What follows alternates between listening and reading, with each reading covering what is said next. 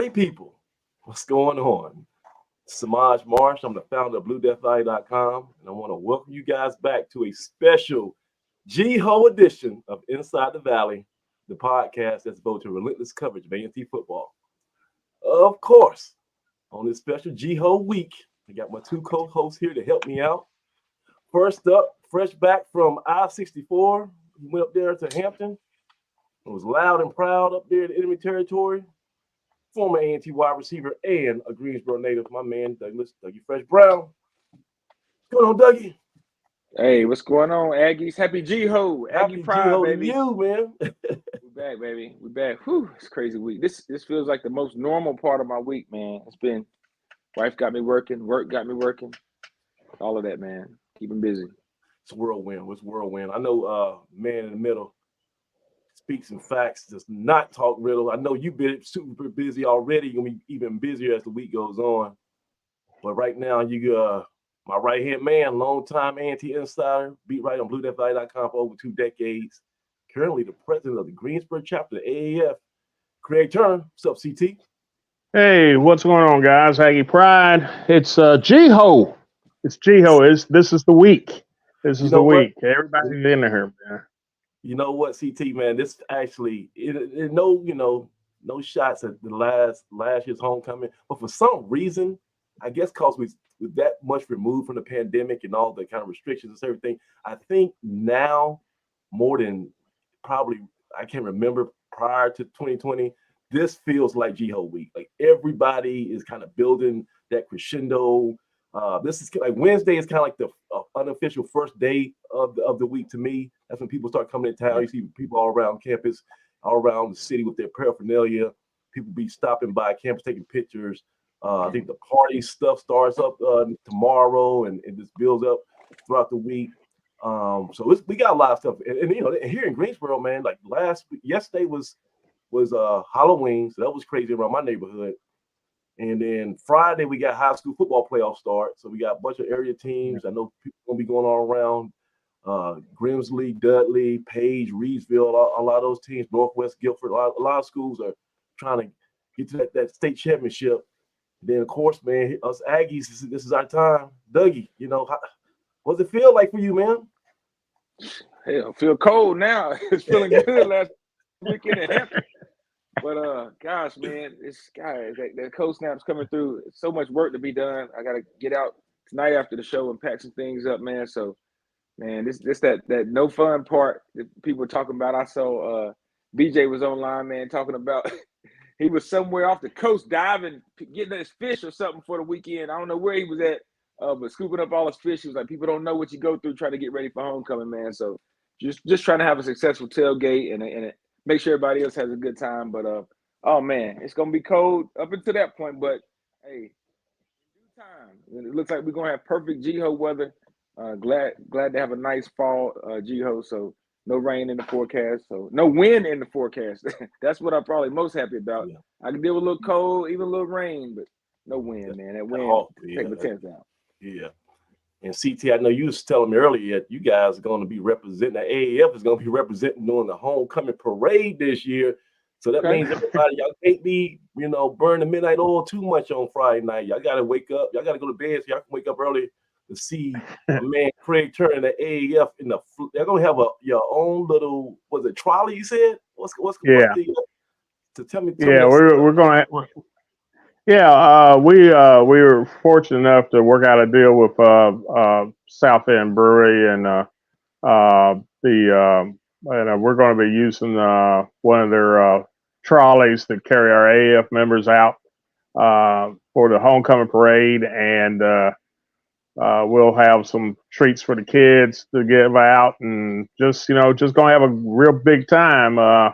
First time I've ever been in a homecoming parade. I watched a lot of them, but never been in one before. So this is a first for me. First for everybody, really, that's going to be on that trolley. Yeah. Craig's not counting the year he was the grand marshal. He's not counting. I guess that's different, but it's cool. I was following the horses, with the broom and the shovel. So Yeah, man. That's a detail. That's a tough job, man. But check this out. We gonna get to all that. Listen, we even got Mr. GHOE, Tyler Ball's going to join us a little bit later. He's going to run down the whole itinerary for all you party people for real who want to get down and experience all the nightlife around this city this weekend. But and we all talk about, of course, we got a big football game. That's why we're here. Talk about we got to play this football, and we got to get a conference win finally. Had a tough showing, a heartbreaker last week at Hampton. Fell just short, but we'll talk about that. Well, first off, there was some big news in the alumni fan base this week. We had a hot topic that came through social media. It was I keep saying controversial column in the Greensboro News and Record, right? And it was written by my former mentor professor, Mr. Allan Johnson. He wrote an article, and it was basically, he says, I'll read the headline. Basically, he says, as homecoming approaches at A&T, something's missing. And we actually got him here tonight. He was kind enough to take a minute out of his busy schedule and join us on Inside the Valley, so he can talk a little bit more about it in his own words. But I'd like to bring to the show my mentor, Mr. Allan Johnson. Mr. Johnson. It's really nice to be with you, Samaj, and it's a very exciting week. Always is a big deal in Greensboro and North Carolina and beyond when A&T's homecoming occurs. Win, lose, or draw. It's one of the biggest economic events in Greensboro. Yeah. And is much anticipated by alumni and non-alumni alike. Well, look here. So you kind of sent some shock waves through Aggie Nation this week, because and I think you hit a sensitive subject, because since we left the MEAC and went to the Big South initially, there's been I guess a myriad of emotions and a myriad of opinions on A&T's direction. Should we continue to stay with our HBCU roots, or should we aspire to kind of spread our wings and go to different challenges, if you will? And in your column, you weren't really sure that might be the best approach. Let's go. I don't want to speak for you. Tell us kind of what you were intimating with that column. Well, I just feel that there's something that's not the same. And I sense there's an ingredient that used to be there that doesn't seem to be there right now. I don't know if that ingredient will be rediscovered and come back. It's like, we eat a lot of soul food this time of year, and it's like you don't have the right seasoning in your collards. Something doesn't quite taste the way that you're used to it tasting. And that's kind of how I view homecoming. And now I say all that, I'm not an alum.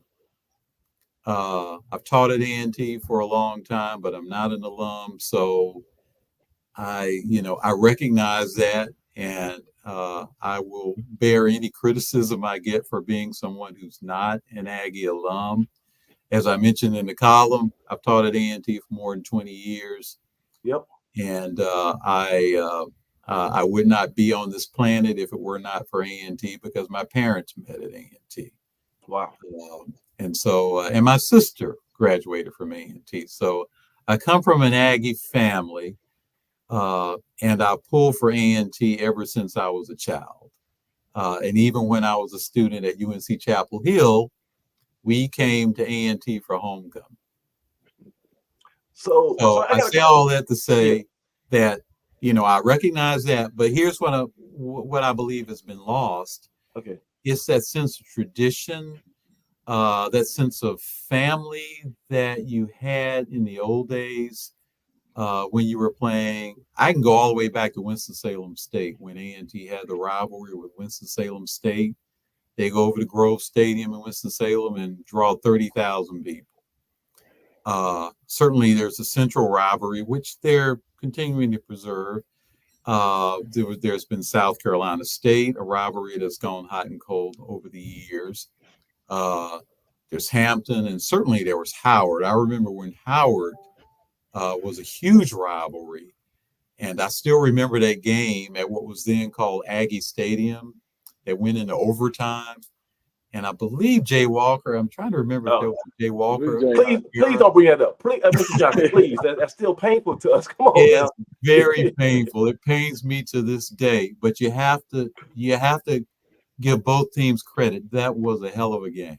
Yeah. And I just don't, and the thing I think that's missing now in the CAA is no matter how good the teams may be, the level of competition may be a tad higher, but I don't think that registers with the fans. Okay, let me push back quick, because last year, I think we around here on our site, we called that the greatest homecoming win in school history. We came from 28-7 down against Campbell. It was sold out. It was packed. We had all the fanfare, all the pumpkin circumstance. The tailgate areas were packed to the walls. That was against a Big South opponent then. Now they're in the CAA with us. That was a PWI school, and they came here, and that was as intense and as emotional as any game I've personally been a part of. I mean, there have been other games. I remember the Elon game. Right. Okay. From that was one. Not a whole lot of A&T games have been won in recent years with a kick. Ruiz. Yeah. This was a long field goal. Yeah. And it could. I was there in the stands, and I just couldn't believe it. What a way to win that game. So there have been moments, but I'm talking about a consistency of buzz and a consistency of something special in the air that you got playing other HBCUs and being a part of this extended family of HBCUs where you have bragging rights, people who went to the other school. You get a year's worth of giving them a hard time if you beat them, and you get a year's worth of getting a hard time if you don't. I think, the bands and all that, you certainly don't have the same kind of battle of the bands that we're used to as HBCU fans. So I sense that those things, and I certainly missed the Celebration Bowl as well.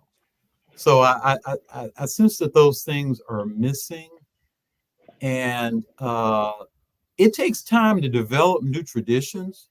So it's quite possible that new rivalries will grow, and it's quite possible that those fan relationships will grow, those rival fan relationships.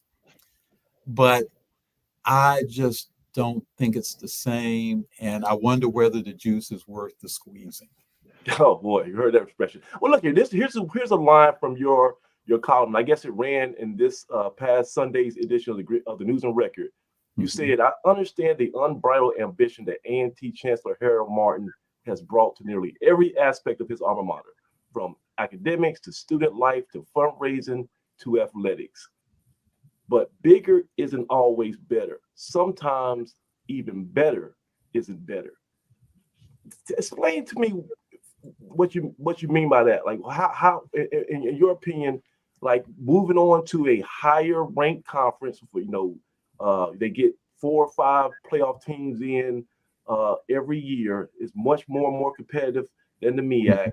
I think their payout maybe from their TV deal is a little bit higher than we were getting in the MEAC. The academic profile of the universities that we are now in association with might be higher than some of the MEAC teams. You got those that R1 designation that we've been trying to pursue. Some of these CAA teams have that R1. So how is being in a sports league that might be considered better, why is that not, worthy of pursuing? I'm not saying that it's not. I just don't think it's resonating. And I can't speak for all the fans, but I can tell you the response that I've gotten since I wrote that. The reception has been about 95% in agreement. Wow. Okay. I've gotten one negative response. One. See, Craig, I told you don't be sending writing. hate mail. Craig, I said don't send hate mail to my former professor. Craig, I told you don't do that now. Come on, man. But I understand what you're saying about the payouts and about the higher level of competition. There's no doubt about that. That down the line, you have better programs, and it's an opportunity to measure yourself against a higher level of competition. That's certainly true. Although, again, I'm trying to, we didn't beat Central. And Central theoretically is supposed to be a lower level of competition. And more importantly, Mr. Johnson, Central, I want to say they're either 3-0. What's their record against the CAA? Central has played several CAA teams, including us. They beat Allan, they beat Campbell, and they beat us. And I'm not sure they played anybody else. And there's also been other teams in the MEAC this year that have beaten Coastal Athletic Association teams. Some of the same teams that beat us, they lost to Morgan State. So that whole thing about just they are like some SEC dominant league is not quite that. The gap is not that wide. I'm saying, and that's my point. That there aren't brand names on this level of competition, and so I guess North Dakota State is a perennial power. Ask an A&T fan what they know about North Dakota State and how much they care about that. Now, when A&T has played a North Carolina or a Duke, on the highest of what used to be called Division I or Division 1A, then those are brands that are recognizable, that have some cachet if you're able to beat them or play them tough. But when we're talking about what used to be 1AA, and I always have to look at my cheat sheet. FCS. The FCS. Yes. It's just, you don't have those brands. You don't have a Notre Dame, and you don't have those brands that we had in the HBCU ranks. So you feel like this is like a Don Quixote type of pursuit? No. I don't want to go that far. Okay. And I don't even know if I'm right long term. Okay. Long term, I was telling a friend of mine that I've known since the 4th grade, who is an A&T alum. He wrote me a long email just tearing me apart. Right. And he's a good friend, but he really disagreed with me he goes to all A&T games. He goes to road games, home games. He supports A&T financially. So he's an Aggie through and through. And he really gave me a hard time about what I wrote. And I told him that in the end, I hope I'm wrong. I hope that this pans out. I'm not one of those people who says, and I want to be proven right, and I don't want this to work. I would love for it to work. Right now, it's just not resonating with me. I'm just not feeling it, I guess. Okay. And that's fair.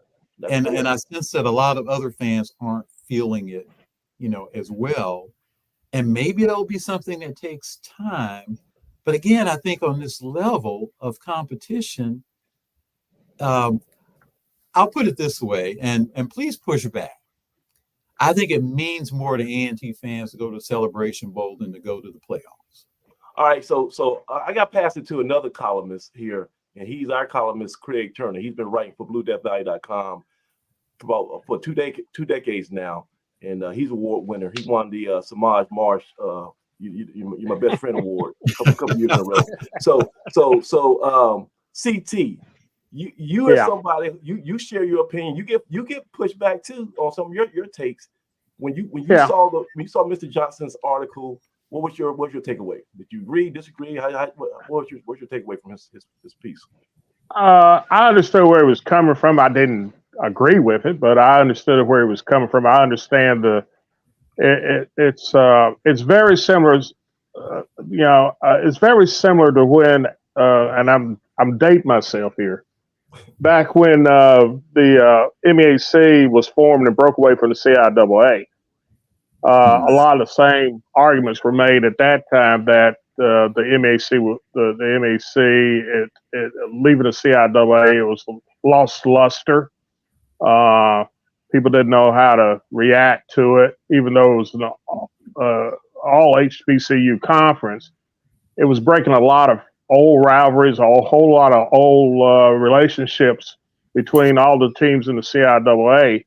And it was frowned upon in large part then by a lot of alumni that we left the CIAA to go into the MEAC. But after about year 4, year 3, year 4, people adjusted to it.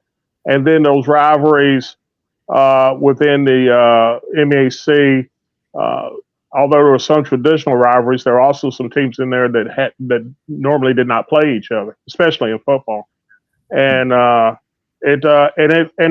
those relationships, those rivalries begin to form after about year 3, and stayed that way until our move to the Big South, and then FAMU and Bethune going to the SWAC. So it's like anything else. It will take time.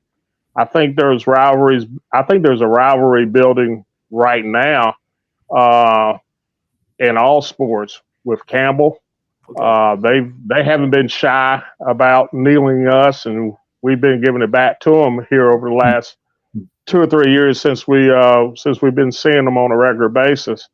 I think the Elon football rivalry is going to get huge. Yeah, I think so. And it's always been a good inter-county type deal, but now it means a little bit more since you're both in the same league.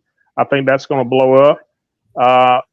Depending on whether the CAA goes to divisional play or not, if they ever do that, then I think you'll see. It grow with William and Mary and Townsend. But it's going to take time. I tell you the other thing too. Winning makes a difference in people's attitudes about their athletic programs, about support, about whether they get enthusiastic about a game or whoever's on the schedule.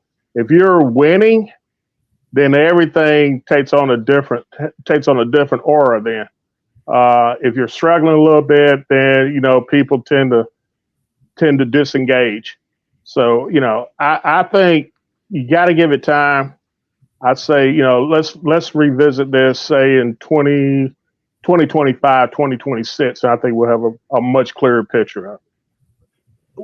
Mr. Johnston, before you jump to that, I also worry. We had a conversation, and one thing that we talked about too is that I guess for older alums, people who remember, the MEAC was founded by A&T. So this, like the analogy I use, is almost like if your parents or your grandparents leave you a house and it kind of falls under some disrepair.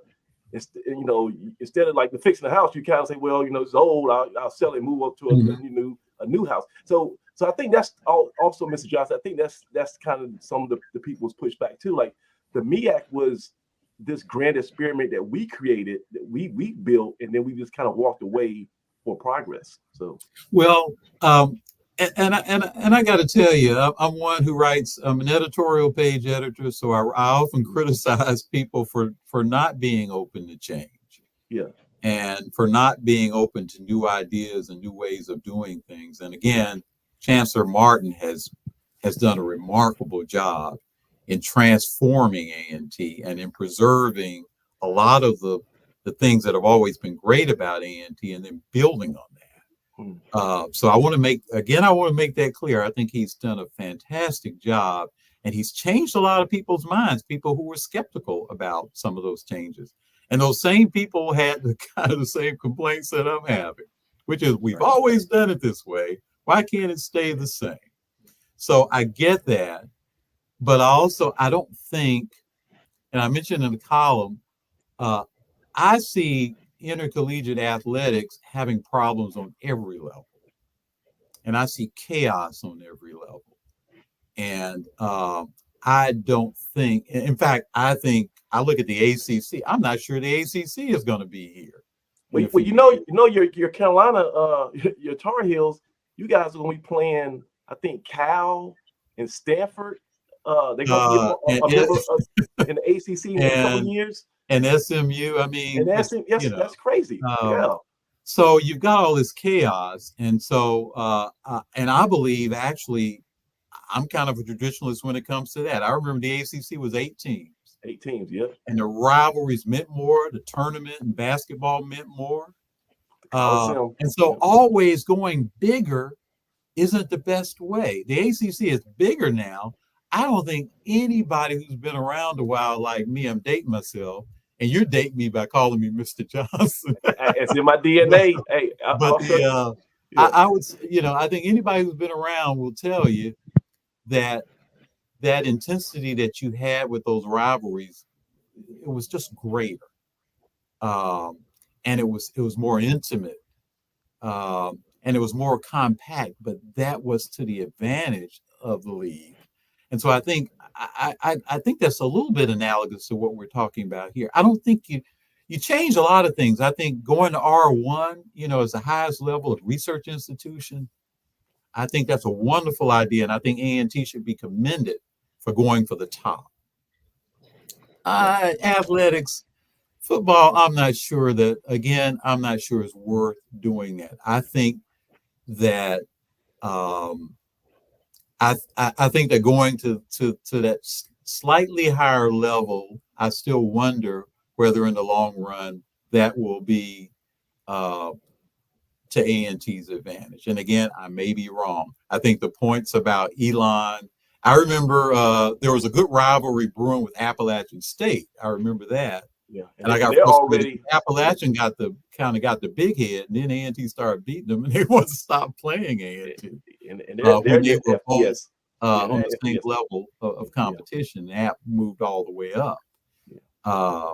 So I understand that I may be wrong, but I'm telling you what I'm feeling now, and I'm telling you what the fans are feeling now. And I don't think it's all about winning either, because A&T had a winning record last year. Yes. In the Big South. And I still sense that it wasn't the same.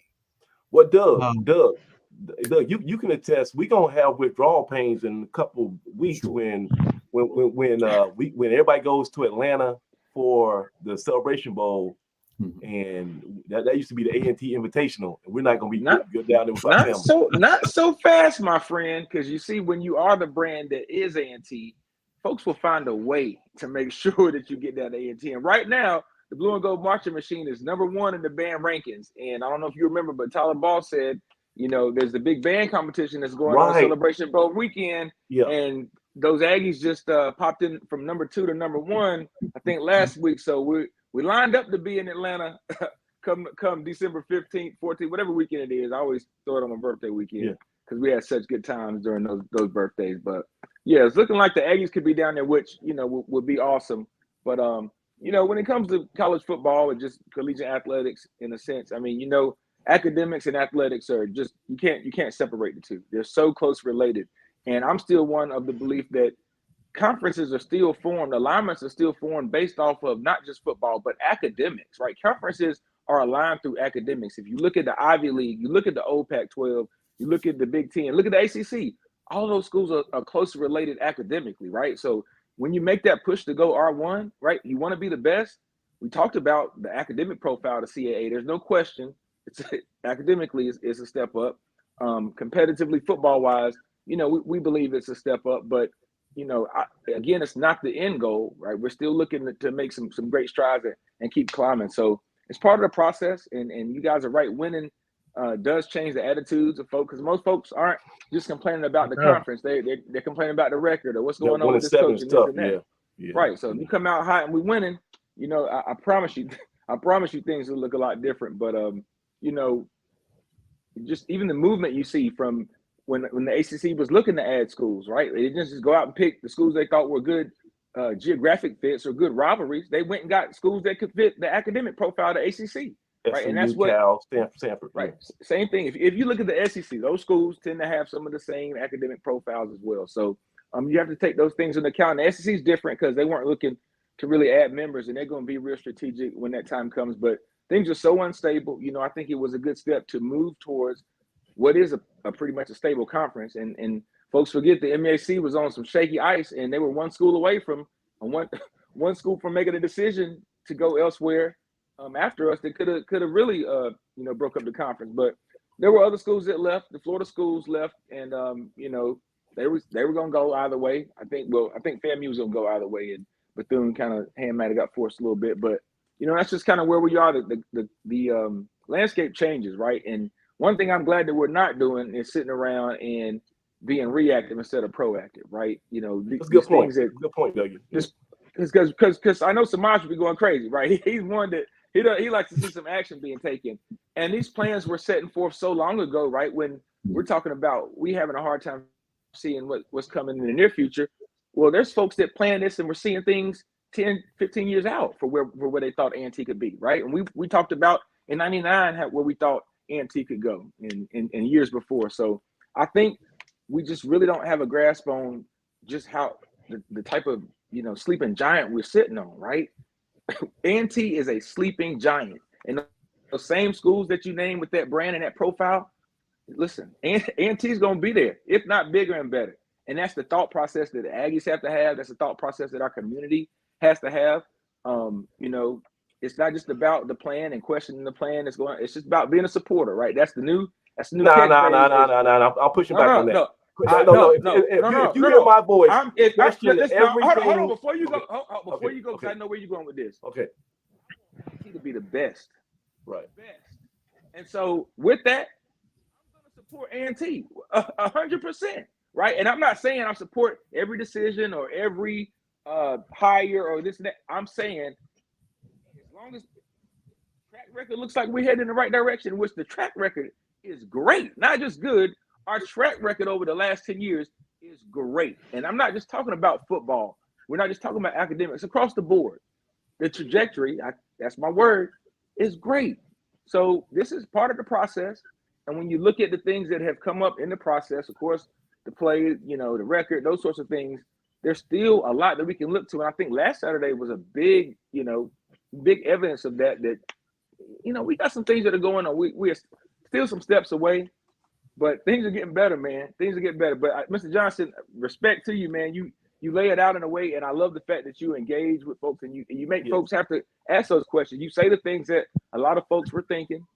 You like you said, you strike that chord, and you make folks really have to question where they stand on things and how they feel about things. But one thing's for sure, as an Aggie, and you're an Aggie. I'm giving you the honorary Aggie title. You grew up in an Aggie family. Appreciate you an Aggie, man. I'm sure at some point. I appreciate that you just push me out the door, because I would like to be thought of as an Aggie. I really love A&T. I've loved teaching at A&T. It's like family. How many years, Mr. Johnson? How many years you been teaching at A&T? It's been probably at this point maybe 24 years. And your star pupil, who would that probably be? Oh Lord, he's not on this broadcast right now. I promise you. Yeah. Well, I taught Terrence J too. You know that, right? I know. And Chad Roberts, you gotta give him some props. Hey, but Mr. Johnson, I do want to give you a whole lot of kudos, because in this day and age, it's hard to go viral unless you do some TikTok or YouTube or whatever. You went viral this week the old-fashioned way. You put out a print journalism article in the Sunday newspaper, and it resonated. And I think that shows how much credibility old school journalism still has in this town.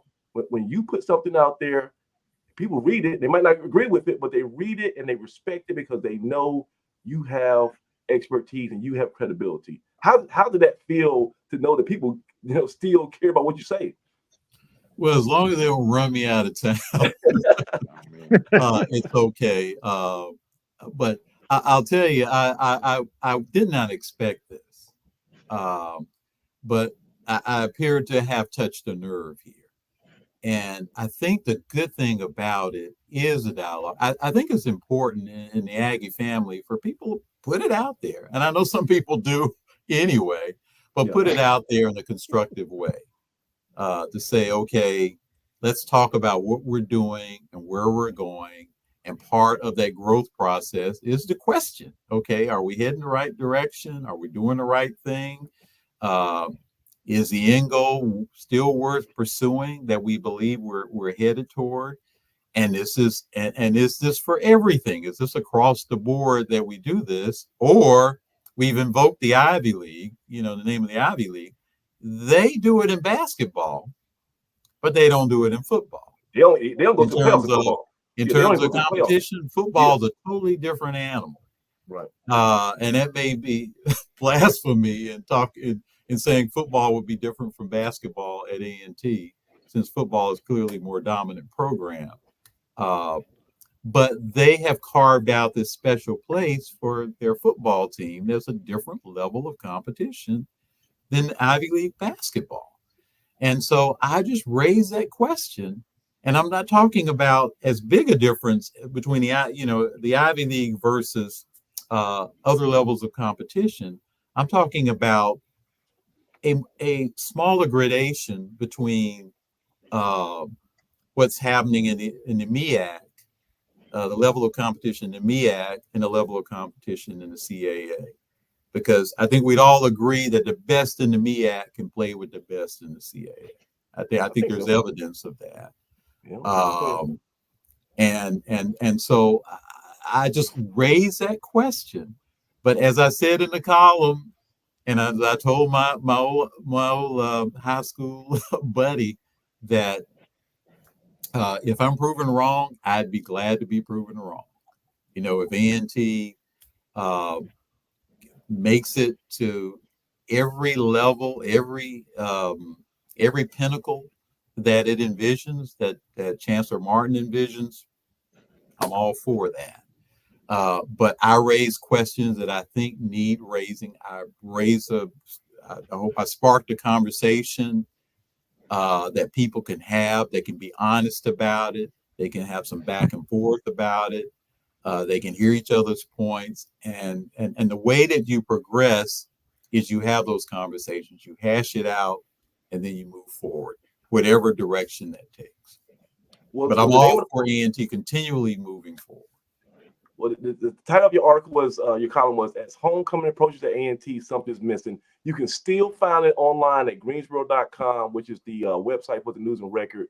And guys, you need to, we got, you know what? I think this week in the response to your column was signs that we still need that local newspaper, that presence here in Greensboro. Like that they kind of are like the watchdog to the political realm. They tell us what's going on.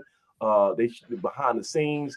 We need a strong daily paper. I know the paper's been taking a lot of cuts lately, and we've lost a lot of great journalists and reporters in recent years. I know you guys are holding on the best you can, but I guess if folks go to the website greensboro.com, they can get a subscription.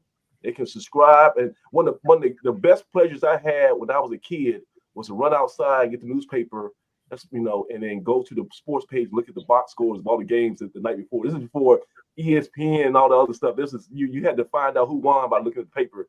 So we want to get back to that newspaper being strong, and always going to be strong with people out here support it and subscribe to it. So go to greensboro.com, subscribe. We keep Mr. Johnson in business. He can keep on putting out these thought-provoking articles.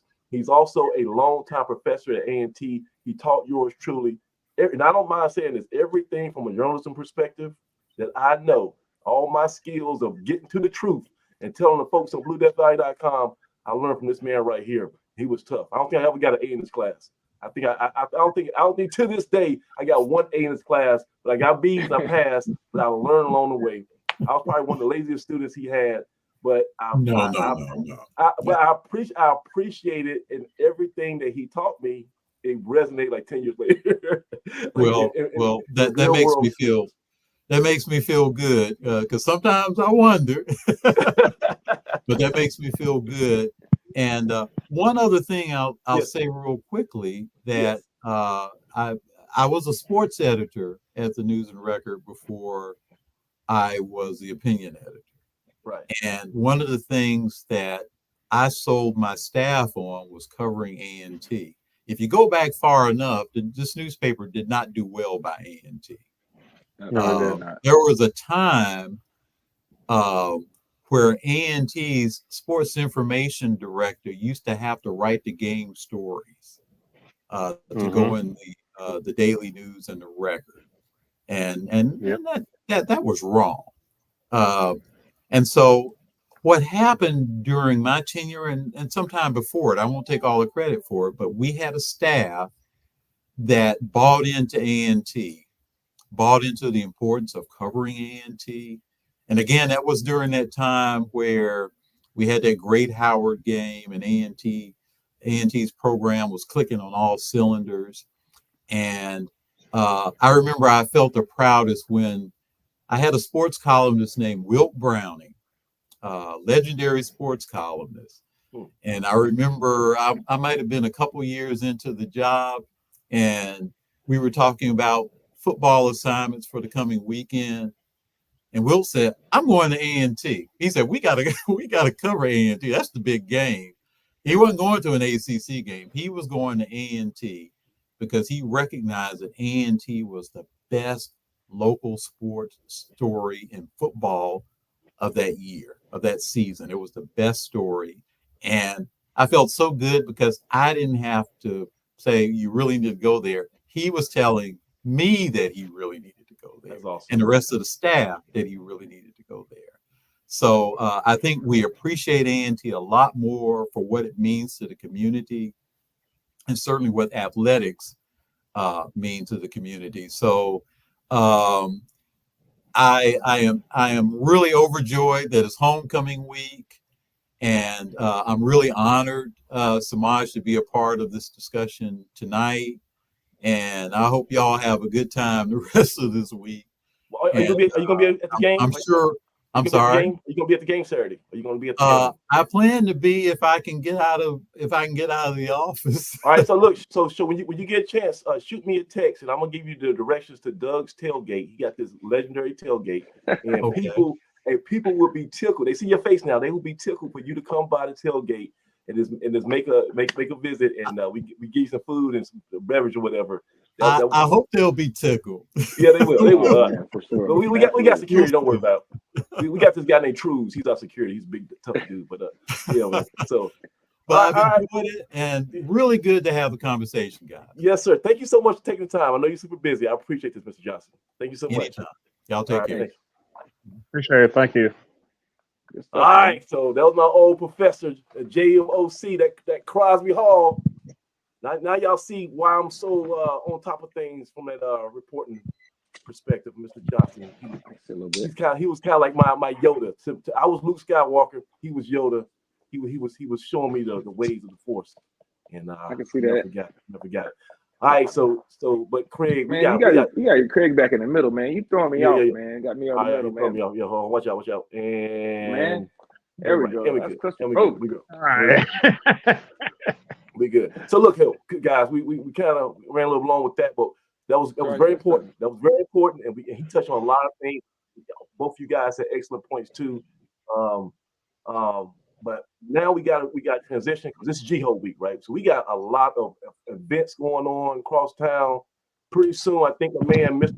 GHOE, Tyler Ball, is going to be joining here. So he's going to give us the full, the play-by-play on all the party scenes, right? And all the things going on from a alumni perspective. But we also got this important football game. And fellas, right now there are no moral victories in football, right?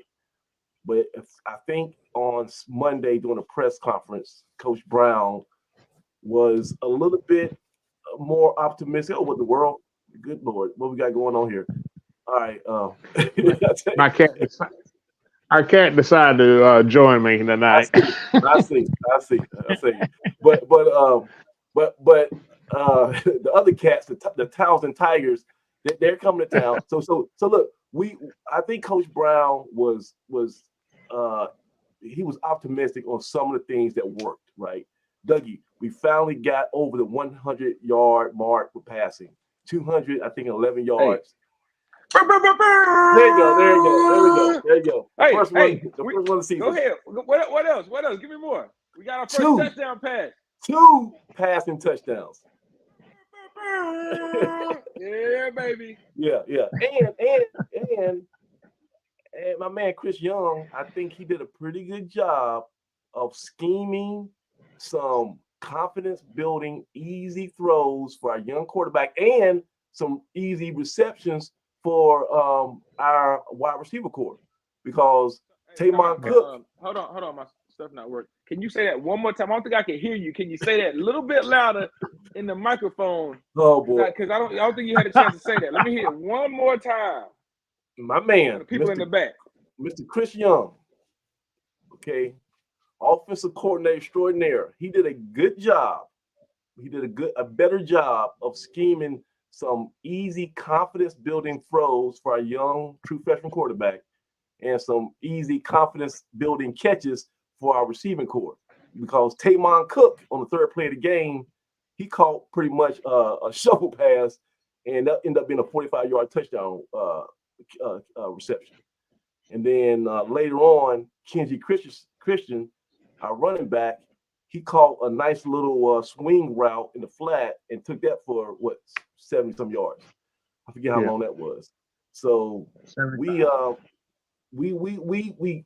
did some smart things and got us some success. I think Doug is frozen up. Are you free? Are you free? Froze, Doug? Let me move Doug, get him back in here. But I'll tell you, this show's going off the rails, man. But listen, we schemed some good stuff, and then unfortunately, those turnovers came back to bite us, Craig. And we had interception right at the goal line that killed the scoring drive, and then later on, we get a pick six from Langley. Beautiful interception return. Get back within 2 points, get a stop. We're about to go for the go-ahead, potentially game-winning score, drive down the enemy territory, and then Christian, who scored the touchdown, he give it and take it away. He ended up getting stripped and fumbling the ball. That was all she wrote. So it's kind of bittersweet, huh, Craig? Yeah, it was, but and I said before the game last week's show and to several people before the game when I got to Hampton last week that the key for us is not turning the ball over in crucial situations. I thought we had the right. We were playing well enough, I thought, for us to win that ball game. This team is coming around. I think our coaching staff and the players are now on the same wavelength. I think both now understand each other, and it's taken this season to do that. But you can see that our football team was playing with confidence. The more that game went on, the more confident we got. And it came down to just that old bugaboo. You can't turn the ball over in crucial situations, because I firmly believe if we on that possession we were probably going to win that football game. I think the Hampton folks there were sitting in front of me were under that realization too, that they saw it slipping away. And they would breathe a sigh of relief when they came up with the football. But aside from that, I really like what we did offensively. I have always believed in the short passing game. If you're a ball control, ground oriented team, you got to have a really good short passing game. And we incorporated that. We executed for the most part fairly well last Saturday. And the offense was consistent. We were converting third downs. We were making plays. The receivers were the scheme was putting our receivers in good position to make plays. And I think that's one thing that had been missing up until this past weekend. The short passing game was really the difference in that offense. Most of those passes like 5 yards. I mean, it went like 40, but as far as the actual distance it took to complete it, it was 5 to 10 yards, real quick. Yeah, and well, what it does is when you take those little short those little gimmies on a quick count like that, and get a tempo established of being able to pick up that 6, 7, 8 yards on first down, you're constantly in second and short. It gives you so many more options as far as your play calling is concerned. You can then really concentrate on running the football. They've got to now. They got to respect your passing game. They got to be on the lookout for that. On the touchdown pass, on the 75-yard touchdown pass, we caught them looking inside. Why? Because they were looking for the short pass again into the flat. We looped Christian down the middle of the field. Touchdown, easy. I mean, that was an easy play, and good throw, good catch, and that's given what our capabilities, our personnel. That is the type of football that we have to play for the remainder of the season. I think we do that, and God knows we have got to stop these turnovers. If we can do that, I think we've got a good shot in these last 3 games to make to really go into next year with some momentum. But you want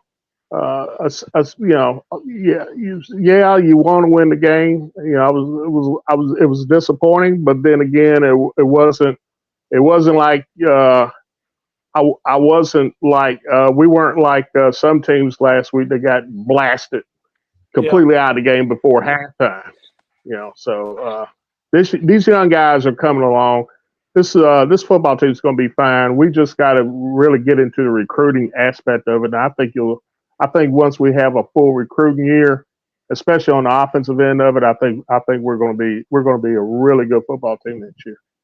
Hey, so Craig, you said it. Go ahead. You were there, right? You were in North. I was there. In Hampton. How did it feel? Listen, I was at the home by the sea. I had a good time, man.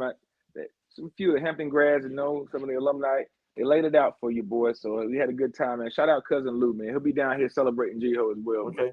I had a good time at the home by the sea. So hopefully we'll be back in 2 years, man. I think that's a good homecoming rivalry we should try to maintain. But Craig, you said it, man. We're young, man. Coach said it in the press conference. I think he said 15 non-scholarship guys initially that were out there that had a chance to play and make an impact. And go back and look at the game. We said last week that who you have out there makes a difference. And you saw how different we look up front with big Tyreek Stewart back in the game. Corian Shaw was back up front. And you got Brock Stoops, the young pup, who provides some depth in there, man. So that unit goes unsung. I mean, I feel like we praise them a lot, but we can't praise them enough, man. When they got it going, they give us time to throw. They create running holes, and they pretty much create that stability for our offense. But it gives Kevin a chance to have some time back there. But I know you highlighted Tyreek Stewart dominating that guy. You said it was kind of a microcosm of our season. We had a bust backside, then you got Tyreek Stewart just dominating the Hampton defensive end, man. Rag dogging somebody. Yeah, so we're just trying to put it all together at times, man. And I thought Saturday was, the best that we've done doing that, other than the Norfolk game. But we just it definitely felt like we were driving to win it and put it away, and you got to go there, right? We always say you got to learn how to win, and I felt like we grew up a little bit during that game. We had a chance to make some plays. We made some plays when we needed to when we were down. Like Coach talked about those kids' resilience. We've seen it. Those guys did not quit. We didn't expect them to quit down 2 scores. I was like, man, we get a score, we're still in it, right? That it didn't necessarily feel like that early in the year, but we've always given ourselves a chance on defense to kind of be in the game, and the offense is coming along. So I like to feel like when you got a guy like Kevin White, you can take off any minute. You got a chance to score quickly. And we've seen some of our other guys be able to be lightning in the bottle with Tamon on the kick return and even Christian's touchdown. So, those are some explosive plays that we hadn't seen. We're happy to see those explosive plays. We know our guys are capable. We need more of it. We definitely need more of it. But it's always good to see us move the chains, right? Keep the defense off the field. Keep those guys fresh because, they're going to fly around and make some plays. So we got to get our hands on a few more balls, a few more turnovers, and, who knows. One thing that's frustrating though is that we kind of are losing the similar ways. Like we went to Delaware, we played lights out on defense, had a lot of crucial stops, kept their offense, their passing game. We nullified that, but then we had special teams issues and and that was how we lost. And then again on to Hampton, I think we just scored a big touchdown or had something good go for us. We do the kickoff, ensuing kickoff, and then we have a busting coverage, and they go right down the field. And nobody, I mean, we don't really give up a lot of kickoff returns for touchdowns. I can think maybe on three fingers the last couple we've been great all year. We've been great all year for the last couple of years. That's just not something we do. That was a backbreaker. And it's been like which is how many weeks in a row have we had something bad happen on special teams? Like how many weeks in a row? And I mean that's something you gotta really shore up. Tyler Ball, if you're ready, turn your camera on. I'll bring you back in. Let me know when you're good and ready. T-Ball's about to join us. But man, it's just like, man, we against Delaware. What was the main thing that hurt us against Delaware? The fumbles. Everybody was fumbling. We had a punt block. We had a punt block against Richmond, right? Against Richmond, I was like we've got to get out of our own way. I know it's growing pains. I know this is the part of the process, whatever. But we gotta have a quicker learning curve, because I think this week, even though Townsend, they've beaten some giants, right? They're very much mortal, and I think if we can come out, they are. And I think, I don't care what nobody say, I think when you come into a packed HBCU football stadium with all the fanfare and all this the ribs cooking in the background, in the back, the blue lights, I think that's going to overwhelm their senses if they're not prepared, because they might have asked their colleagues from Richmond and Villanova what's it like. It ain't too bad. It's a regular game. So because they didn't really get the full force of what this is about to be. But when Townsend comes down Saturday at 1:00 and they get that packed Truist GHOE Stadium, that's like got to be a 2 or 3 point swing just on that, right? That's got to give us at least 3 points just on that environment. And now that our young quarterback got a little bit of confidence, he got that 211-yard passing performance, 2 touchdowns. He's feeling good about himself. Chris Young feel like, man, I might actually get to finish the season out instead of having people, with pitchforks at my door. So he might feel good about himself. He might can go to his play sheet, go to page 2 now and try some things. So it's all point, like you say, the trajectory of this team is actually pointing upwards. It's not a spike, but still a little bit of, it's a small hill. But so we're gonna talk about that. We still got another half hour here, but we're gonna talk about football a little bit more. We're gonna go more in depth on some of those, X's and O's. But right now, I would be remiss if not on this GHOE week we don't talk to a guy who, and this is not any exaggeration, he is universally known as Mr. GHOE, my brother Tyler Ball. What's up, T-Ball? What's going on? Ball. Gentlemen, as we say, let's broaden our minds. What's going on? I hear you, man. Hey, listen, we got Craig looking like a Bond villain over here with his cat running around. And I'm a huge James Bond fan. I Blofeld's my guy. Oh yeah, that's all the villains. Blofeld's my guy. So I hear you. All right, so look here, man. We gotta jump into this, man, because listen, Doug he's kind of like the young guy on the crew. He's gonna be yeah, you're the youngest guy of the crew, right? And so I know Craig gonna have an early night on Friday because you gotta wake up at 6 o'clock in the morning and line up for that parade. I gotta be there at 6 o'clock in the morning to line up. You gotta wake up at 4. Okay, wake up at about 4:15. So I don't know what Craig's gonna be doing, but there's a lot of people watching this show. I think Doug's gonna be partying. He always parties. So what's going on from an entertainment aspect of this week? Give us the itinerary of what GHOE is offering. Okay. I'm actually gonna start from Thursday. Okay. Because Thursday night, this is for Doug and several of us, the young alumni.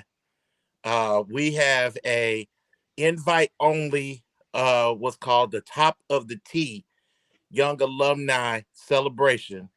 It's actually open to, we consider young alumni anyone under 45. And in order to be able for that, I made the cut. made a donation to A&T in any capacity. People received invites in the beginning of September. Yeah. And that reception is going to be in the Deese Ballroom, and it is a great time. What time is that? What time is that start? They bring back Aggies to come in, perform, Aggie artists, and actually this one is going to resonate with young alumni, and I know Doug knows who these guys are. Joshua Gunn and Brandon Pierre are going. Yeah, Joshua Gunn, young boy. Yeah. Hey, I know. You know Jay Gunn from the Third Day, back in the day in the late '90s, in that Raleigh Chapel Hill scene. Yeah, Jay Gunn, that's all right. He will be before.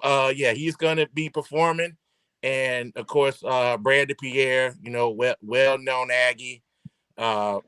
He's married to an Aggie that's well known as well. So. They've done some things together for the last decade and a half. Brandon's gone on tour with Joshua Gunn all over the world, so that's much anticipated among the young alumni community. Oh, okay. What time is that? What time?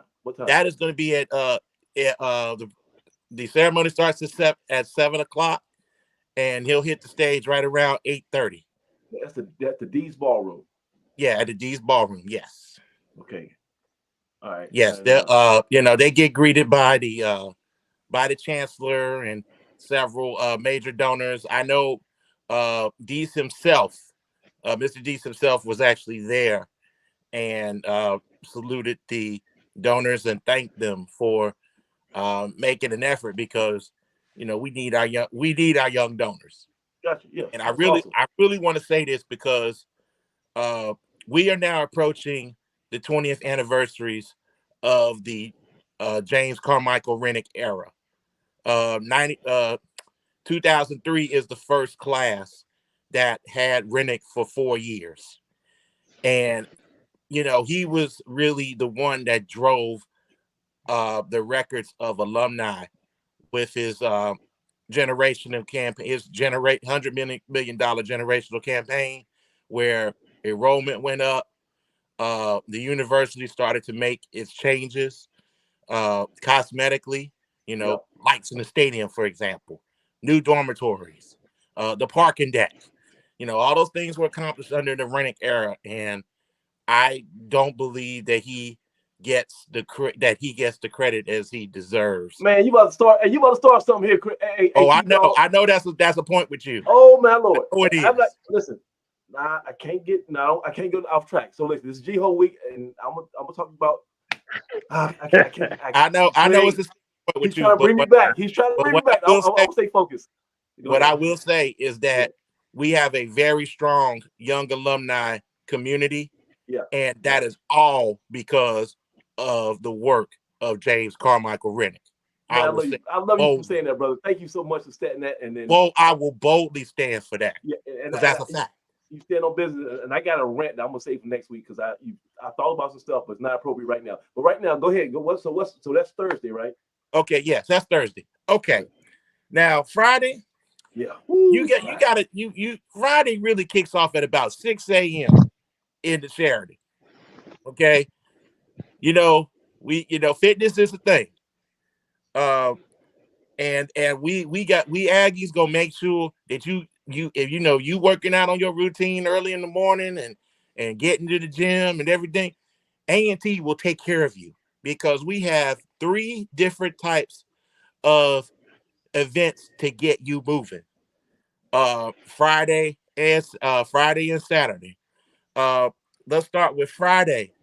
Friday and Saturday, we will have the Aggie Fitness Boot Camp in the Colony Ballroom of the Sheraton at 6 a.m. Okay. That's going to be hosted by Karen Roberts. She's back again. She was, she did it last year, but she will be back again, and you will get your full workout on for an hour. That's a good deal. And that's from 6 a.m. to 7 a.m. Okay. Then free. You just go in there with your tennis shoes, and what you got to pay. Yep. You're gonna have to RSVP. RSVP because because of the size of the ballroom is they've got a capacity limit. So what you do is, if you guys are interested, go into the chat and scroll all the way up to the beginning of the chat, and I have posted the links where you can RSVP. All right, this is what you do, Tyler. Ain't nobody doing that. Listen, send me the stuff after you get and I will done, send it to you and I'll put it on Blue Death Friday, and I'll put it in the description. All right. Yeah. So we got so wake up. We got boot camp. What's up? We got boot camp. Then we got 2 sessions on Friday. We got 2 sessions. If you want to line dance and learn how to y'all want to learn that to be a dance that's out now. We got 2 classes that are going on right now, hosted by Latasha Williams and Katina Red. They go from 8 a.m. to 9 a.m. and 9:30 to 10:30. So if you go to the party, if you go to the party Saturday night, you don't know how to do it in the line dances. You got to go to the instructional deal Friday at 8 to 9, and they'll teach you how to do all the Tootsie Roll pops and all that kind of stuff, and they'll get you right. They'll get you right. They'll get you right. They sure will. Good deal. I didn't know that stuff. All right. 10 o'clock on Saturday. And this is for your young alumni. DB gonna know these names. No, we still on Friday. You skipping? What's on Friday? Still on Friday. All right. Cool. I was going to actually just cover the fitness, but okay, we'll talk about Friday. Yeah. Okay, Friday. We got vending. You gotta get your gear. I see Doug with his gear on. I see Craig and tailgate moving the classic stuff gear. Jamaj, you got the classic A&T hat. Yeah. If you want your gear, you can go to the 3rd floor of the Sheraton, and that is Friday, Saturday, and Sunday. Now, pay attention to the times. There's gonna be some bootleg gear on that. I bet if that's the 3rd floor of the Sheraton, you're gonna see some stuff that you ain't never seen before or after. Or since. you won't see it since, because it's gonna sell out, and that's gonna be one print, and that's it. Oh my Lord! You want to go to the 3rd floor? Everybody gonna be at the mall, at their print store and embroidery shop. They're gonna walk across the street and go to the 3rd floor and sell it. Exactly. There we go. Yep. And it's gonna be some of those people who actually made those prints are gonna be at there selling this stuff. You better believe that. I can dig it. Okay. Right. Yeah. Friday, Saturday, and Sunday. Okay, Friday. Yeah. Friday will be 1 p.m. to 1 a.m. Yeah, they there for 12 hours on Friday. The 3rd floor with the vendors. Okay. Yes. Friday. Saturday. They're going from 10 a.m. to 1 a.m. Yeah, they there 14 hours, boy. They gonna be selling everything, even during the game. Good Lord. 10 a.m. to 1 a.m. And then if you didn't get your gear, then you can always come to the Sheraton on Sunday from 8 a.m. to noon. All right. So look, so right now we about Friday afternoon, man. Yeah, Friday. Okay, Friday afternoon. Don't get distracted here, T-Ball. We gotta keep this thing moving. So Friday afternoon. Okay, I went to my fitness. I went to my country line dance class. I went and got some gear. Now I want to have some fun. What are we gonna do in the afternoon on Friday? Hey, man. Hey, you gotta have energy for that fun. You gotta eat, man. Yeah, gotta eat. Right. Okay. Gotcha. Now, the campus is from 11 a.m. to 4 o'clock. The campus will be wide open for food. Okay. Each college has their own cookout. That's correct. That will be on the front lawns of the campus. Yes. You can go to. Let's see. Where can you go? Okay. You can go from the south side of campus. You got Webb Hall, you got Gibbs Hall, and you got McNair. All of the front lawns, you can go and get yourself something to eat. Okay, they're having cookouts. You're gonna see grills. You gotta see food trucks. We don't care about those nerds. We want to talk about Crosby. Where is the JOMC? Where they gonna be at? That's the north side. North side. North side. Yeah. You got East Ballroom. That's gonna the College of Education is actually gonna be in the East Ballroom. Gotcha. You got Merrick Hall. And you got Proctor, all in that same wide open space of the academic quad which is basically the lawn in front of the student union. Gotcha. From Sullivan Street. And that's till when? About what? Till 4. Till 4. So you got food. Till 4. All right. So I got my food. What I'm doing after it's 4 o'clock? It's still some sunlight out. I don't feel like taking a nap. I want to do something. What I got to do at 4 o'clock on Friday? Okay, you could walk right down the street to the stadium. You could go to Aggie Fan Fest, where you got on your Friday? vending On Friday. At the War Memorial Landfill.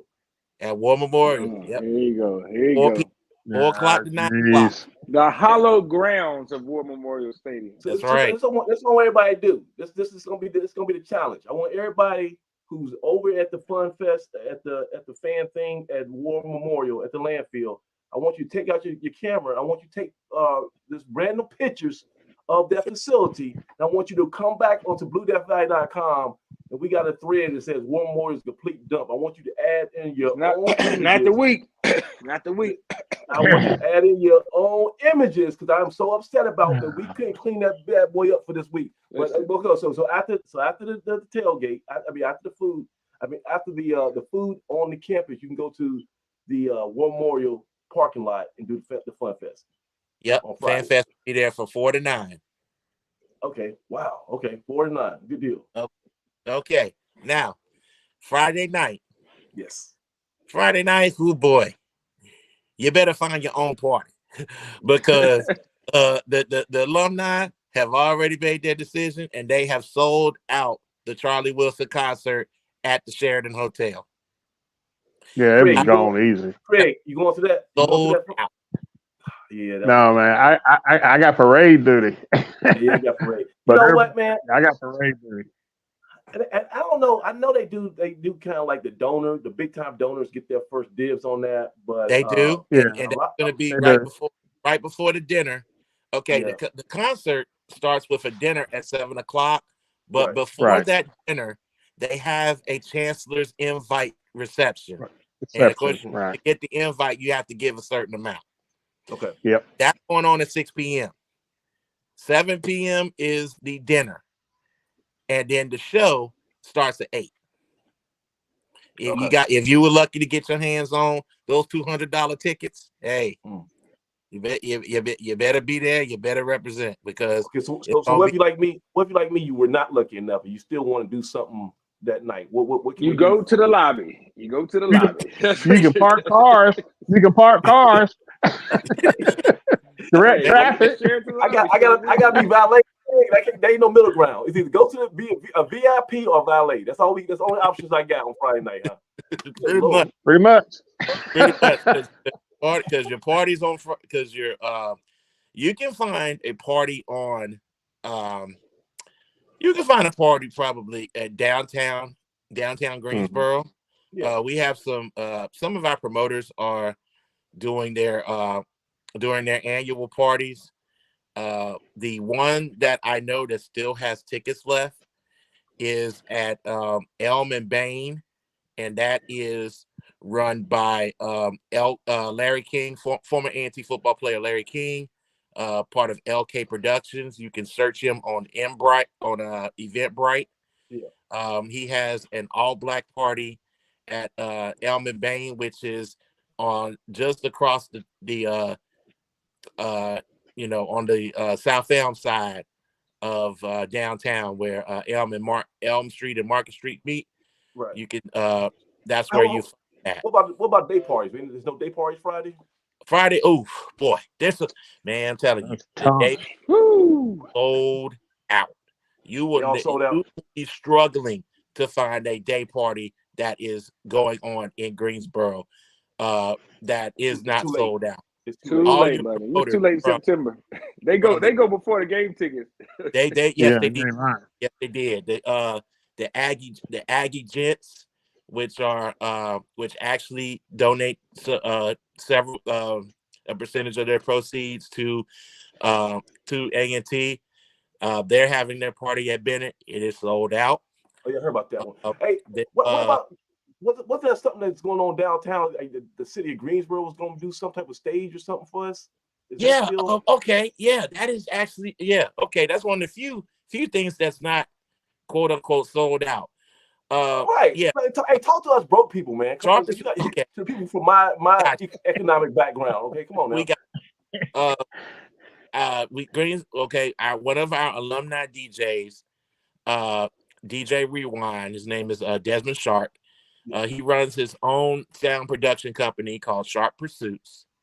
And what he and his wife, former volleyball player Shayla Stevenson, they have teamed up with the city of Greensboro, and they have special sections marked off in downtown Greensboro where you can go in and you can get your food, get your drink, and you can actually access all of the bars.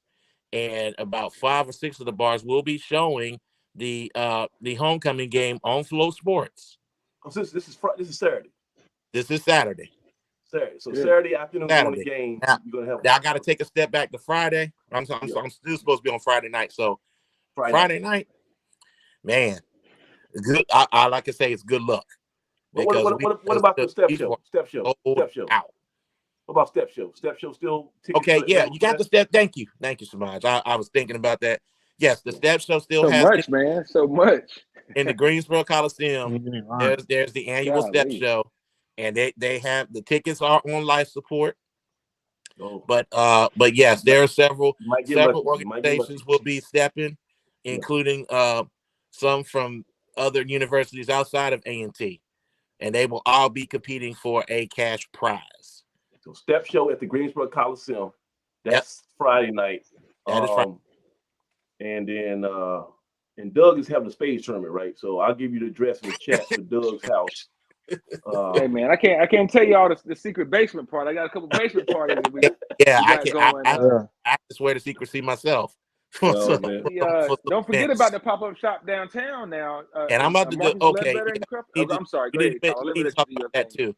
Okay, I want to give a shout out to Marcus T. Johnson, who has his name on the scoreboard. He is sponsoring a day party from 10 a.m. to 3 p.m. at Fat Tuesdays on Barnhart Street downtown. What day? Very easy to get to. It is Friday. Friday, okay. That is a pop-up shop. There will be vending.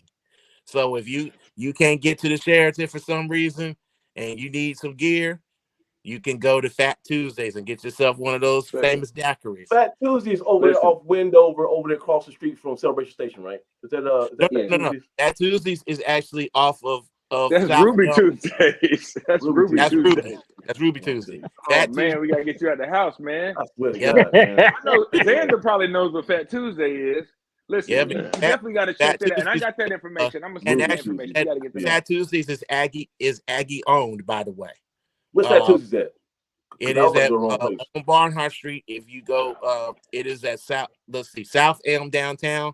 Cross the railroad tracks. So it's gonna be the first road on your right. Oh yeah, okay. I know you're talking about. Yep. Yeah, okay. Yeah. Okay. I got you. Okay. Okay. So let's skip over this. Let's skip over to Saturday real quick. Yeah. Plus all things I mentioned. I do want to mention that there is some fitness on Saturday. If you want to get up in the morning, get your heart pumping. My guys at Competitive by Nature, the Super Aggie. Randall Ellington, Coach Patrice, and former A&T captain Curtis Walls will be hosting a young alumni boot camp at Moore Gym, 10 a.m. on Saturday. So how's that supposed? So you go before the game, you gonna go boot camping, and then you gonna go somehow make it to the stadium, and the sweaty and what I don't understand that. Run home. Gotta run home. Take a shower, and then come back. Okay. Yep. I got you. All right. Yep. I think we're kind of in the realm of doing too much now. To each his own. What we doing? We got break at 6 o'clock in the morning, boot camp at 10, and a game at 1. That ain't all. You ain't even do all that stuff. We're doing so much right now, and that's why the boot camp's only an hour. Hey man. The Hamptonians explained it like this. They said, A&T's homecoming, there's something for everybody, right? There's some people out there that don't partake in the libations and some of the extracurricular activities, But we got some real fitness gurus. Curtis Walls is a fitness guru. He's got the U versus U brand at South End down there in Charlotte. They got it going down there. They lead a mass of people And we talking about on excursions, right? people Like every weekend coming in and we getting gotta get Kurt up here. We gotta remember we get Kurt up here next week, man. So we can put him on, man. If you see what he does and what they do down there is awesome, man. So there's a group of following. We got runners, we got cyclists. You know, we had some cyclists Shout on out earlier, to man. Dope Peddlers. Yeah, Jay Reed, You know man. what? So I'm we glad- got the Dope I'm glad- Peddlers. You know what? I'm glad y'all mentioned fitness because I gotta reach out to my man BJ Little. He got what's today? Today is Wednesday. BJ Little promised he was gonna get me right for homecoming this year, and he had a workout plan that was foolproof. Hey Craig, get his number because I gotta call BJ. He got 48 hours. You like everybody else, man. We trying to get it done in 48 hours, man. So just you'll give up in 24. So just go with what you got, man. Everybody knows your face. They know your face. Yeah. The upper body and just the silhouette at least. All right, so go ahead. So Tyler, we got boot camp 10 o'clock. Run down for Saturday. Okay, so go ahead. Run down. Okay, now Saturday. All right, we all know you're going to the game. Okay, Yes. whoever got tickets, you're going to the game. Just a reminder that you can go downtown and check it and sit downtown and watch the game. Thanks to Sharp Pursuits, all you have to do is walk down Elm Street, and you can access several bars that are going to have the game on Flow Sports. And also you can purchase your libation or whatever, and you will be given a wristband, and you can access several other bars as well. So it's gonna be like a pub crawl thing. It'll be like a pub crawl, absolutely. Perfect concept. Yep. That's kind of dope. Now that's dope. That's a new elevation of that whole homecoming experience because I don't know if you haven't had a deal where we got the local bars. First year I do bar crawls on Fridays too, man. Now that's always a good thing if you ain't got nothing to do. You can get on the bar crawl Friday. And and now downtown Greensboro you got the trolley system, so if you drunk, they'll take you up. You can stumble off the trolley. And the trolley is really nice too. It's a great ride. Great ride. I actually had to take one. I had to take one a couple of days here downtown. I don't want to hear why. I don't want to know why. I just wanted to explore the trolley. It was my first time. I'm frequent downtown. Actually, I put in downtown work for 10 years. So I actually was going to drop my suit off for a Friday night event. That was one of my questions. That was one of my questions for this show tonight, Tyler Ball. What you was gonna wear tonight? Don't tell it. Do not tell people. It got me surprised. I got a suit ready for Friday night, man. That's so it is Saturday at the game, bro. You hit us with the blue last year at the game, I believe, didn't you? Yep, I did. I actually wore I have a A&T hoodie. Shout out to the bookstore for getting me one before they pulled them from the shelves. Hold on. But T-Ball, you know about Mr. CIAA, right? You know he always comes to the tournament with a suit. So you Mr. GHOE, that means you got to come to the game with a suit. Now, mind you, I did dress up last week I did dress up for Richmond. I really did. Now, yeah, he did. I'm thinking about doing. I was thinking about it. But I think I need to. You gotta do it. You got to. And wear some A&T gear. So I'm gonna do it casual. Okay. And it may be more than one fit. We got. There you go. That's the key. I've got 2 tailgate spots to attend. So you may see me in a totally different fit during game day than you will after 4 o'clock. Now you see them. Now you don't. Hey, I can dig it. I can dig it. Hey, but there you go. On Saturday, yeah. Saturday is interesting because we got you're going to the game, and you've heard the band, but if you hear some noise outside, that is because Marcus D. Johnson and Quadgy Heath have done it again. They have a full stage available on homecoming, and it is called Turn Up the Yard. It's part 3. They're gonna have DJ Looks and one of the best DJs of the South, DJ Skills. If you've heard of Quaggy Heath, and his successful promotions all over the South region. Yeah. He's had his right-hand man, DJ Skills, who has done such events as the Celebration Bowl and the Honda band competition. He's but good. Look, but it's gonna be like 15 different hip hop acts. They all gonna be rapping for like 20 seconds, right? It's gonna be like, like they gonna pass the mic. I seen the list. It's like 40 people, and they rapping for 50 minutes. Like, how does that work? Yeah, what they do is he's going to give. He told Kwaji has alerted the artists, which are going to be. I'm going to name the three shortly. It's going to be a 90-minute set between three hip hop legends. Okay, who is that? The hip hop legends will be Rod Digger from the Squad. I love her. Yeah. Keith Murray from the Def Squad. Keith Murray's wow. He might say some crazy stuff. Y'all better have y'all phones ready because he might go viral. Yeah, he's gonna go viral. I think he might be. Of course, the legend of legends. Who's that? Right, so residing in Durham, North Carolina, right now. Big Daddy Kane. Hey, Mr. Smooth Operator. Mr. I might, Smooth now, you ain't told people this though.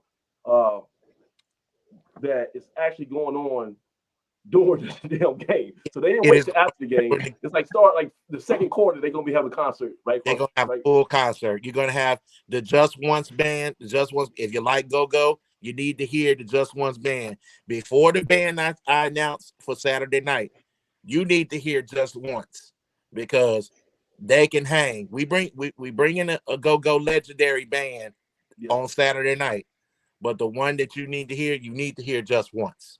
Trust me. We got about 5 minutes. Let's do a quick thing through this. Quickly. All right. So after the game on Saturday night, you head back to the Sheraton. Tickets are still for sale. Shout out to R&R Productions because they are bringing in Trouble Funk. Arguably the greatest go-go band of all time. I think the average member is 67 years old in Trouble Funk. Right?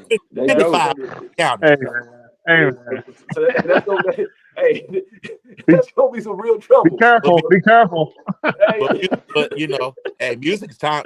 Go-go music timeless, man. Yes, sir. I can dig it. But they couldn't get Junkyard. They couldn't get Renaissance. They had to go to 1979. They had to go old school on us. They got the best. I can dig it, man. Trouble Funk will be performing. You can actually go to Eventbrite. Eventbrite, and that is Aggie Reunion TF at eventbrite.com. All right, so Aggie Reunion TF at eventbrite.com. Now you got the young people got the hip hop concert. Please y'all don't shoot up nobody and kill. Please, y'all calm yourself down, Greensboro. This year, like Lil Durk, right? And Lil Durk. Yeah, Durk is one of the two headliners. So he got the Chicago drill scene behind him. So put that stuff in the atmosphere. I'm telling you, we don't need nobody acting fools. Let's focus on who's that? Summer Walker or whatever. Summer Walker, man. Summer Walker's dope. Summer Walker. Yeah, focus on R&B stuff. Don't worry about the headliners because they just putting out energy that we don't need right now, especially in this city. So we got the hip hop concert. Summer Walker, Flo Milli. That's the kids need. The kids can rock with them. So if you ain't trying to get shot, you can go to where? What's the alternative to the concert, hip hop concert? There's about 5 or 6 different parties, all over the city. I'm gonna leave it up to Eventbrite.com. Search GHOE, and you'll find them. What about the official alumni Saturday night deal? The official alumni celebration is actually a party. Is actually the party with Trouble Funk, and it's going to be the DJ for the night is DJ Be Stupid. My man Parker. He's great. Tyler, you might have left off the most unique event. The first annual. The bonfire. The bonfire. Now, if you don't know, I'm sorry, that's too late if you don't know. No, Mr. GHOE, pause, because you get Trump now. Because Doug, take it away. Tell me about. You told me about on the phone. I'm gonna let Doug talk about the bonfire because I'm trying to stick to my alumni affairs events. But yes, there is a bonfire. It's true. Real quick. And actually, I will be there. I can't say that. I don't have all the details, Samaj, and I'm hoping to be there, Tyler, after the game, which I would have been done with my little 3-day run. So usually I fall asleep on the couch, as soon as I touch back. But it's a big bonfire going down. I don't have the exact details because I'm very cool with all the promoters for that bonfire. The bonfire is taking place at the A&T Farm. And I don't have a bonfire at the A&T Farm. Okay, the promoters have got together. They have cut down some trees. They may have gone to a couple of forests. North Carolina got some great forests, so they chopped down some trees. They did the whole John Henry thing, and they have built a 20-foot tree structure that they're going to burn down, and that's the bonfire. Pause. So there's no way this can go left. There's no way that this can go. Are we sure that this is? Do we have the engineers in place? Come on now. Don't put that energy out there again, man. This is nice, relax. We're winding down. Nice bonfire, man. Just like the boot camp on right before the parade and all that stuff. We might be doing too much here. So we're gonna have a bonfire on the farm with livestock, grass. Flammable stuff. I'll report back to you next week, but it's got the potential to be epic. I think it's going to be one of those things that is the crowning event, man. Okay, we'll see. It's sold out now. So forget it. But I hope y'all have fun. Put me down. A little bit skeptical because that sounds. I got you. I got you, and I will report. Yes, please. Because yeah. So we got bonfire Saturday, and then everybody dancing. You'll find a party. Tyler's gonna give me a whole bunch of links. We gotta get through this. And then Sunday we got gospel concert. We got a little bit more of the vendors at Sheraton. Got the vendors at the Sheraton. Yep. And of course Fan Fest during the day, 11 to 4 p.m. Yeah, and like I say, if you have a youth football organization and you need to do some recruiting, go to the A&T Fan Fest on Sunday. Every baby kid who got athletic talent is playing some pickup football game in that field. They're gonna be either singing in the choir or watching the choir sing because they related to the choir. Oh, so the choir is gonna be across the way. Yeah, several choirs have time slots for Sunday. Oh, Sunday's jumping, man. Oh, okay. Tyler, I always go down there and get me. I go see. And you get yourself some food too. Donut. Oh man. That's the best time to go. Sunday, that's a treat. Sunday's the best time. That's a GHOE hack. That's right. You go Sunday. Sunday's way to go. Get to the smoking good food truck. Get you that corn. Get you some corn. Get you an Amish donut to go. Man, come on, man. You can't beat it. It's better. It's better than the state fair. It has better food than the state fair. I promise you. It's accessible. You got the historical War Memorial Stadium in the backdrop. The kids. One year they had bouncies and inflatables in the outfield. And man, it was wonderful to see the kids running around out there. You'd be surprised, man. You wait and see. Samaj. I'm gonna make you a believer this weekend, man. I can dig it. I said, look, give me two more. The Field of Dreams is what we're gonna start calling it. The Field of Dreams. Field of Dreams. They had a haunted stadium tour last night at War Memorial. It scared the bejesus out of people. They was walking through the infield. But listen here. But listen, Tyler. Two more items you ain't talked about. That's it. We got two more rooms. Give me two more things. I did not mention it, and I know one of them. Yeah. The parade, the annual homecoming parade will start at 8 o'clock. Will actually start at 8 o'clock a.m. Yeah, and it's going to begin at the corner of Murrow and Murrow and Market, and it will make a right turn at Lindsay. And it will end at Lindsay and Sullivan, where the real action is. And that's Cumberland Courts for all y'all local folks. It's gonna end right in front of the Cumberland Courts. Right in front of in front of the PJs. Yep. Yeah, oh man. The PJ. Yep. Hey, so give me one. Is that it? You got one more. You got one more event you gonna tell us about? Anything else? Did you forget anybody you want to give some love to, any promoters, some janky promoters? Yeah, I'm gonna give some quick shout outs. I really want to get an important one in. Yeah, I want to give a special shout out to Chief Jermaine Cherry because you got a job this week. I can't thank him enough. He's employing officers even outside of the A&T community. The state officers are chipping in from several institutions, and we're talking about round the clock security.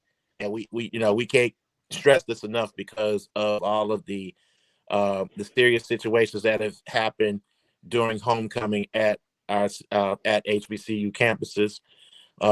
Chief Cherry has put out a video that you can find on the A&T website, just telling people to stay ready, stay alert, and also just even and it really got more emphasis because of the incidents of vandalism on our campus this past couple of days. And and I was gonna talk about that, but I don't even want to give these clowns any spotlight. So somebody came and spray painted the campus, but it's getting cleaned up, and you probably won't see it by the time. Oh, it's cleaned up. It's cleaned up. Yeah. Some fools, We just want everybody to stay alert. Go to A&T's website at ncat.edu. Watch the videos, follow the instructions, and consider yourselves when it comes to personal safety. Because if everyone keeps themselves safe, then everybody's going to be safe. All right, so look, that's Tyler Ball, Mr. GHOE. You can find him at TABALL1 at Twitter, and I don't know what your Instagram is, but you probably got a whole bunch of Instagram is ball one time. Ball one time. I love it. And he's always on Blue That Value. You'll see him posting stuff. So yes, look here. Just for the fans that have asked, things have gotten a little busy at the alma mater, where I do my dailies every day. Yeah. But I will return with some columns, most preferably during basketball season. Okay. All right. You'll see me. You will see me. So look here. Tyler's going to be dressed to the nines. He's not going to tell us exactly what, but you just look out for him. He's going to he's going to be fly. I mean, that's the only way he can be. That's his natural state. Or suited and booted. Casket clean. Yes, sir. Yeah. So look. So T-Ball. So we're gonna get out of here. We hold on. But thank you so much, Mr. GHOE. We'll go obligatory shout outs to my to my mentors. I did put 10 years in the sports information office.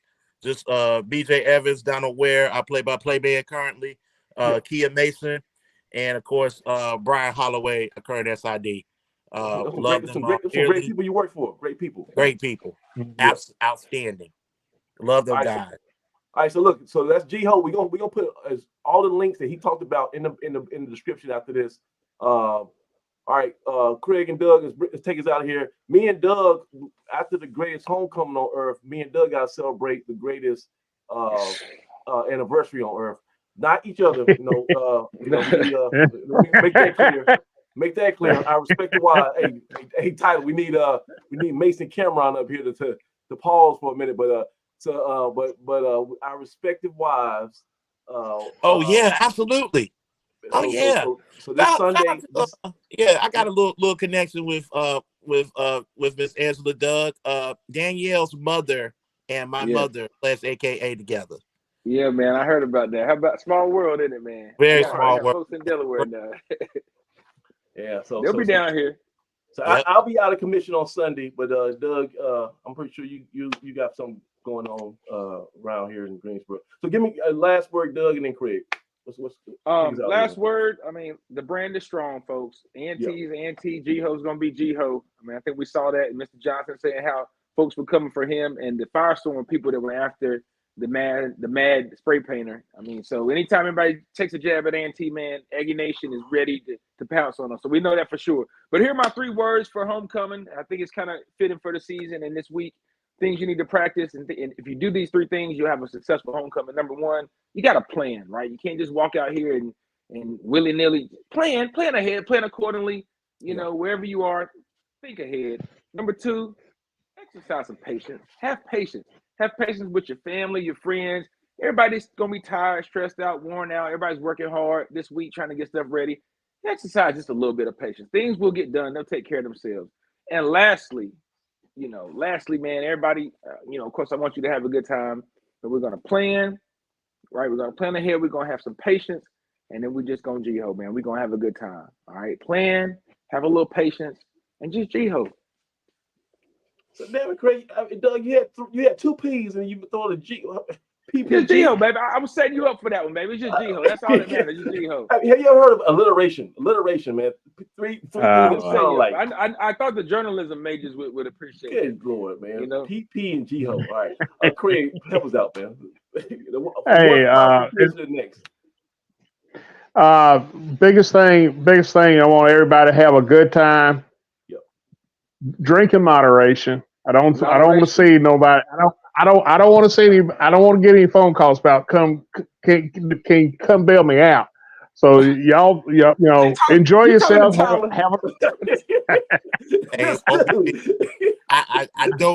give out libations. I'm not. We're just teasing, Tyler, man. Everybody knows. But everybody, do everything in moderation. Enjoy yourselves. Be safe. And like Doug said, be patient. Lines are going to be long. Going to be a lot of people. Parking's going to be insane. Just look out. Keep your eyes on your little ones so that we don't get anybody lost out there, because there's going to be a ton of kids out on Saturday, especially on Saturday, all day Saturday. So, drive and drink responsibly, and we'll see you all weekend. Just enjoy yourself. Yeah, that's it, man. Gotta stay flexible. Hey, because things never go to plan, man. So be flexible, Craig. Right? Because you never can tell what's going to happen. You never know, man. Man. Yeah, and you know what? I'm just gonna tell you right now. Not everybody has not everybody has deep pockets. You can't afford to buy every ticket. But there's an old school trick that I learned. If you go to some event, you say, "I know Tyler Ball," you got a 50-50 chance of getting in. Just on name dropping. So if worst come to worst, say, "I know Tyler Ball," you might get slide through. There. It's a bonus. It might 75-25 if I'm there. You hear that? All right, so look, for Mr. GHOE Tyler Ball, my main man Dougie Fresh Brown, of course the president CT Craig Turner. I am Samaj Marsh. We went a little bit long. This has been a fun, informative one. Thank you to my old professor, my mentor, Mr. Allan Johnson of the News and Record. He came in, dropped some jewels on us, stirred the conversation. But I'm Samaj Marsh, and until I guess we win. We might have to do Blue Death. No, I can't do Blue Death after dark because that'll be from the bonfire. Nah, oh my Lord. We can do it on Monday. We'll figure it out. But until next time, hopefully we'll be celebrating the win on GHOE. This has been Inside the Valley. See ya. Peace. Aggie Pride. Aggie Pride. Aggie Pride.